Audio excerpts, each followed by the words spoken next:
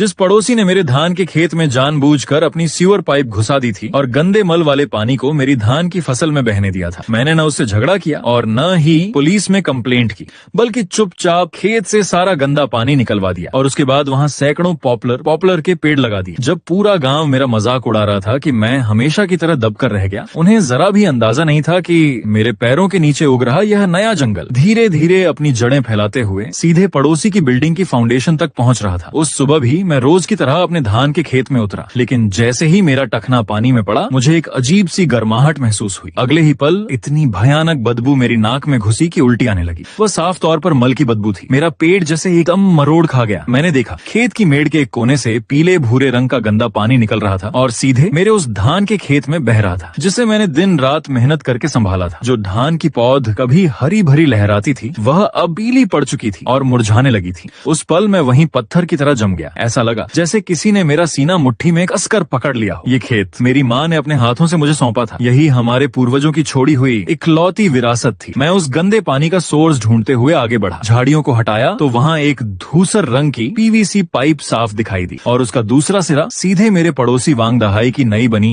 आलीशान विला तक जा रहा था। मेरे भीतर गुस्सा ज्वालामुखी की तरह फट पड़ा। मैंने मुट्ठियां इतनी जोर से भींच ली कि पूरा शरीर कांपने लगा। वांग दहाई का घमंड से भरा चेहरा मेरी आंखों के सामने घूम गया। वह हमेशा गांव वालों पर हुक्म चलाता था, मानो बाकी सब लोग उसके पैरों की धूल हों। मुझे वह दिन भी याद आ गया जब उसने अपनी विला बनवाते समय कुछ फुट जमीन हड़पने के लिए मेरे खेत की मेड़ को जबरदस्ती अंदर की तरफ खिसका दिया था। उसकी हर गंदी हरकत मेरे दिल पर लाल गर्म लोहे की मुहर की तरह अंकित थी। उस समय मेरा मन हुआ अभी जाकर उसका कॉलर पकड़ लूं और पूछूं क्या उसका दिल भी उसी गंदे मल वाले पानी में डूबा हुआ है। लेकिन जैसे ही मैंने एक कदम आगे बढ़ाया मुझे घर पर अकेली मेरी बूढ़ी माँ याद आ गई। मैंने किसी तरह अपने गुस्से को दबाया, खुद को शांत